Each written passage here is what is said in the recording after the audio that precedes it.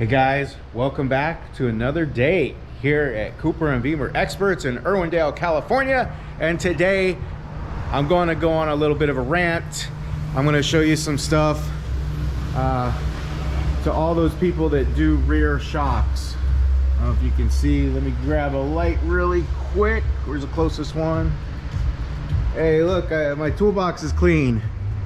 You don't believe how long that took me to do that. Anyway, you see these nice shiny new shocks back here. Look at that. So basically what happens is these other guys, they other shops, they're like, oh well, you got uneven wear on your tires, so your shocks must be going out. Now there is validation for that. However, on these oh look, got a little nail right there. On Minis and BMWs, the top of the tire is always tilted in, so this portion always wears out. But people are spending more and more money replacing things that they don't need to replace. This really chaps my hide, especially because I'm the one saying you don't have to do that, just rotate your tires. Because what happens is, it used to be that back in the day, you used to do an oil change and tire rotation every 3,000 miles. Well, now because of modern oil, what do we have? We have oil changes going 5,000, some of them with the Mini and BMW 9,000-10,000 miles. Your tires should have been rotated 3 times in that amount of time, but people aren't rotating their tires. So guess what? They're not getting the tires rotated, and that because that tilt to the top of the tire for performance. Remind you, you bought the ultimate driving machine with a BMW and a Mini, right? You're not really caring about the longevity or the reliability. You bought the ultimate driving machine. That's kind of carried over into the Mini brand as well. So what I'm saying is, oh look, I got another one. Look at these nice bright yellow ones. Do I think that they really needed them? Nope. However, look at these knobby tires on this one. So I'm just sharing that with you. The biggest thing is, please just rotate your tires every 3,000 miles. Usually any national brand or anything like that will have a free tire rotation program. So just go there and get it done for free. The downside to it is you got to go every 3,000 miles and get your tires rotated. But it'll make your tires last exponentially longer. All right, I've done this on my own cars. You know, I had a 2014 Mini, the new hatchback, the F56 when it came out, and just for giggles I was like, well, let me see how long it did. I had that car for 12,000 miles and it didn't look like it had any wear on it at all. So I know, please don't be replacing your shocks, and if you do, come to me for it, right? So I can talk you out of it, because this is the biggest I don't want to say scam, because most people, it is a problem. However, typically when a tire's cupped, the whole thing's across. It's not just that little tilt inward. And you can look at most any Minis or BMW, you look at that back tire and that inner thing is worn out. However, okay, there's a stipulation on BMWs. The tires are staggered, which means sometimes they're directional and you can't rotate from front to back because they're thinner on the front and wider on the back. Well, thanks BMW. So as with everything, there's always exceptions to the rule, right? So and that's one. So I guess the biggest thing would be to look at your owner's manual, because if you have a Toyota, Honda or something like that, typically those guys are not going to be directional like that. But we'll see. Anyway, that's it for this little rant and rave. I may take you on another journey with me. You know what? I can do that in a minute, because I can show you where the vacuum pump's leaking on this one. So, all right, until I come back. Okay, I think I got my studio set up here. So one of the ways you can tell if a vacuum pump is leaking is, see this oil that's pooling right where my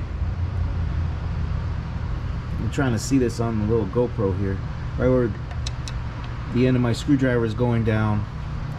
Of course, let me try to get a better. See that little oil that's got a little puddle right there? So it's coming from there. Looks like also the valve cover gasket could be leaking. You can see it's wet around the seam right there, if you can see it glistening. And then it's running down the cylinder head again, like right here. Yeah, I can't really see, but right here it's running down the cylinder head. Maybe if you got a bigger screen than a 2-inch screen, you'll be able to see it. But typically that's how I'll go about diagnosing, is you want the leak to be like a waterfall, right? So you don't do, I had somebody come in and say, oh, they did the oil pan gasket for a leak. And I'm like, that's probably not where it's leaking from, because especially on the 2nd gen Mini, the R56s, even the LCIs, they're sealed with silicone RTV. Typically, like, those things never leak. It's something coming from the top. So I always go from the top, like a waterfall, right? The water's coming over the top. We clean that. Once that's good, well, we find the leak. We don't just start there, right? Wherever it's leaking from, the highest point, that's what we start first. Typically that takes care of it. There are occasions where you got to drive it, you know, maybe 100 miles, and then the secondary leak will come in. Typically it's not as bad as the first one. Otherwise we would see it, right? So that's just the vacuum pump here on the R56s and how we go about telling. And then you saw from above how if it was the oil filter housing gasket, that would be pressed up against the block and everything above it would be dry. So in this case, I'm going to recommend the valve cover and the vacuum pump. All right, guys, thanks for tuning in, and we'll see you next time. Boy, this car's got me all fired up. I just can't stop talking about it. Look at so it was due for service, and I just want to see, you know, look right there. They got the brake wear sensor all taped up. If you look in there, right where my light's shining, that's the sensor. The wire's ripped off and taped up. Why can't people just do a good job? Like, go that extra mile.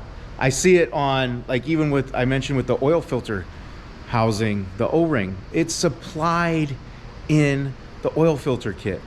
Like, literally, it takes 10 seconds to take a little hook, undo the O-ring, and put the new one on. But people are so lazy that that thing gets squared off and it starts leaking. It's like, just replace the sensor. Did you not know? And then what do you tell the customer? So they come in and they're like, hey, my brake light's still on, and they're like, oh, we don't know how to sell. Like, YouTube stuff, for crying out loud. I'm putting my mind on YouTube right now.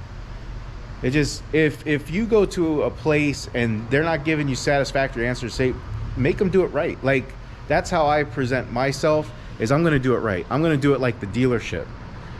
And when I do a brake job, I want it to be as good or better than when they brought it in. Never less. If you take your car in and it's less than the way you took it in, or the way it used to be, you know your car better than anybody. So if you have an engine problem, you come back and it's got less power, probably timing's off or something's going on, but don't pay them and just, you know, take it for granted. I've had so many people get so frustrated with other mechanics. I had one experience where this girl, she needed transmission work, and I told her it's $2,500. Transmission's got to come out. You've seen in previous videos what's entailed in that. Transmission's got to come all apart. You know, I do it, or no. And she's like, well, my dad has a friend that's going to do it. Okay, cool. It's your car. You could do whatever you want. You could pull it out here on this street and light that sucker on fire. And I don't care. It's your car. But all I'm going to do is advise you to the best of my knowledge and ability. Okay? And so this girl takes the car. She comes back a year later, and they had put a used transmission in. Okay, that's fine, but they did all kinds of other stuff to it too. She spent $6,000, and then she brings it back to me and says, I should have came to you first, or had just had you do it because it had been done right. But then they completely took the engine out. They resealed it. And this is the thing with shady people. You should have an invoice that has, look, come on. I'm gonna show you this. Yesterday I had the one with the oil pan gasket. These are this establishment is registered with the State Department of Consumer Affairs accordance with, you know, blah, blah, blah. You should have a written estimate for work repair, a detailed invoice of work done and some parts supplied. You know how many times people just come to me with some kind of handwritten thing? And it's just like, they don't give a reason why. They just say parts and labor. That's it. Not why did we do this? Like, you need to be on point. And that's one thing that I always try to do, is try to make it so if I'm in a court of law for, I don't care if I'm doing an oil change, people know why I did it, what I saw. I got printouts that go back to 2012. Because if somebody comes, you know, 5 years from now and says, well, why'd you do that? Boom, I got a reason. I got a detailed explanation. But I say that because they had resealed her engine, and I asked her why. The thing ran like garbage. They had replaced a bunch of parts, and I just kept asking her why. Why did they do this? Why did you keep giving him money and not getting anything better in return? So please, this is a PSA, public service announcement. I know I'm going off on a little bit of a rant today, but it's like, mechanics should do their job, man. Like, I'm held accountable, and maybe that's fortunate why I haven't had problems. I got great customers. I explain things even when stuff goes bad. Be truthful, honest with them, and people understand not everything is smooth sailing, right? I've said before, oh, I've never seen that happen in a car or a Mini. And then guess what? That car has that problem. I got to eat crow, right? So basically, just do the best you can, and don't settle for subpar stuff. You want something good? Come to me, right? Bring your car to me. I'll treat you the best I can. I mean, like I said, not every story is perfect, but if whatever happens, I'll take care of you. I'd rather have a customer for life and be honest and move forward with the relationship than a one-hit wonder. I can give you stories about one-hit wonders, believe me. Anyway, I've gone on a 5-minute rant right now, so I'm gonna stop it. Probably this is gonna be it for today, even though it's the morning. And we'll see you next time. Thanks for stopping in. Hey guys, welcome back. I wanted to show you this because please, please, please, see these blue gaskets? Please don't use them. They are horrendous.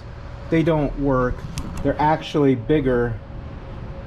When they get oil on them, they expand and they get bigger than the valve cover. But I see this more and more. I don't know if you can look down there in cylinder 3. See all that oil in there? You know, it should be nice and clean. There's a spark plug. And there should be a spark plug in there, but it's almost full of oil. And this one's got some too, and some there. So please spend the extra $5 and get good gaskets. I mean,